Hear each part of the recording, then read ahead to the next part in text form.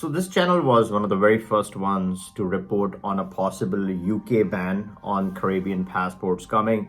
I got a lot of hostile comments and feedback from the RCBI industry. It hurts the marketing, right? So these CBI passports, they sell their citizenships.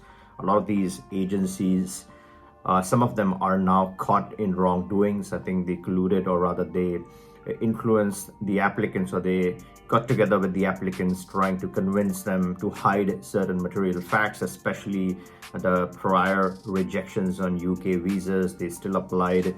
They successfully obtained their citizenships and passports.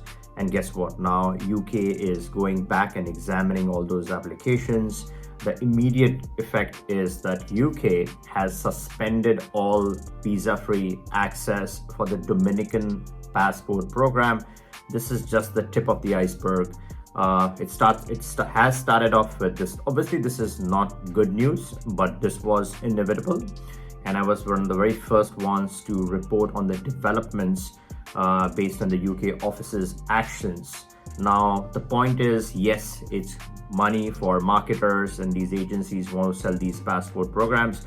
But at the end of the day, stuff that's inevitable, it's inevitable. So yes, you might be able to market and fool more people for a few more months, but eventually everyone is going to be dissatisfied. And obviously these agencies who are indulged in wrongdoings, they're going to shut shop, and this is all going to be very short-lived. In order to survive in the RCBI industry, you got to have credibility, you got to have honesty, you got to be tough, you got to say the right things and give people the right options. Let them make the decisions. Last thing you want to do is misguide people and then get yourself in trouble and also your end clients in trouble. What does this mean? This means immediate suspension, right? And I think is a few weeks that they have provided. All visa-free would be suspended. What's happening behind the scenes is, as I said, a lot of these applications are being picked up for review. A thorough examination is happening. On the other side, you have the US's action. They met with all the 5 programs, and they have implemented, or they have asked the programs to implement good monitoring, surveillance, and also backtracking auditing, right? So auditing is going to re-examine everything, and minor lies, major lies, whatever it is, they're going to uncover all of that. And slowly but surely, this is going to develop and the truth will come out. A lot of these people, the bad actors, and it's unfortunate because sometimes they're minor things, people are confused, they rely on these agencies, the marketing agencies. Some of these agencies from Asian countries, they're used to this practice of sort of massaging the applications incorrectly and then submitting it. So effectively what's going to happen is, a combination, right? It could be jail term, it could be, and obviously the citizenship would be forfeited, you lost your money. But there's also going to be criminal prosecution and action, also processing by the home country governments. Let's say there's some taxation issue. There's some reason why you get all these things, right? The paid ones. There could be some genuine reasons just for travel purposes, but a lot of bad actors misuse these programs often, and they've been caught, and it's been a proven fact.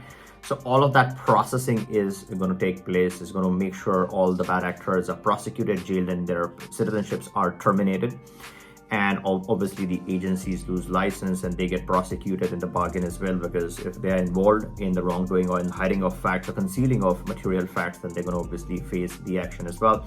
What does this mean for other programs? Well, this is as I said, the tip of the iceberg. They are examining other programs. The moment there's some volume of wrongdoings detected in other programs, they could face the same fate. I'm going to continuously report on this matter. Any changes, any developments, you'll be the first one to know. So make sure you are subscribed to the channel. Also turn on the bell notification so you don't miss out on any key updates within the RCBI domain. I also cover new programs. And in case you are curious what other countries are selling their passports, should you be considering those, then there are 11 countries that sell their passports. You can always check this video. This covers all the CBI options in a lot of detail. Some of the options are immune to some of these issues that are happening with the 5 or 6 options in play. Now, Dominica is not the only one that they have suspended access for. There's another CBI country, Vanuatu. Now, Vanuatu has lost all the Schengen access. Now Vanuatu loses the UK access. So what really is left on that passport? Well, that's interesting. The price point is questionable at this point. They seriously should reconsider either reducing the price or maybe even stopping the CBI program, because what's the point, right? You have a program and then you have no access, and anyways, it is what it is. Even if you are considering these options, and again, we work with good, credible CBI processors. So if you are interested, obviously, these are options still available. But in the interim, if you're looking for some quality, real options, and real meaning, real ties to the country, let's say residency or some genuine logical connection to the country, then there's options in Mexico. Mexico is almost free, meaning no golden visa fees. I've discussed this numerous times. Work with one of the best attorneys, not one, but a lot of good attorneys in Mexico, depending upon which consulate you need coverage. We have coverage in most places. So Mexico is a great option. The second good option alternative is Brazil. Mexico is not everyone's cup of tea. Then you have Brazil, fantastic option. Some great advantages, unique benefits for your family in Brazil. From a legal diversification perspective, Brazil is rock solid. There's a lot of protections over there. Then you have Ecuador and Paraguay residencies. Paraguay is good for your tax optimization. There's also options in Mauritius. Mind you, we have attorney coverages in Paraguay, Ecuador, and Mauritius. So you're covered. In case you want to get started with any of these options, always click that link in the description. You can book a call, we can get you started. And these are just a very few examples. There are tons of other options around the world, and we have good, solid presence in a lot of the places that we talk about. Now, before you go, if you like this video, give me a thumbs up, make sure you're subbed, and catch you in the next one.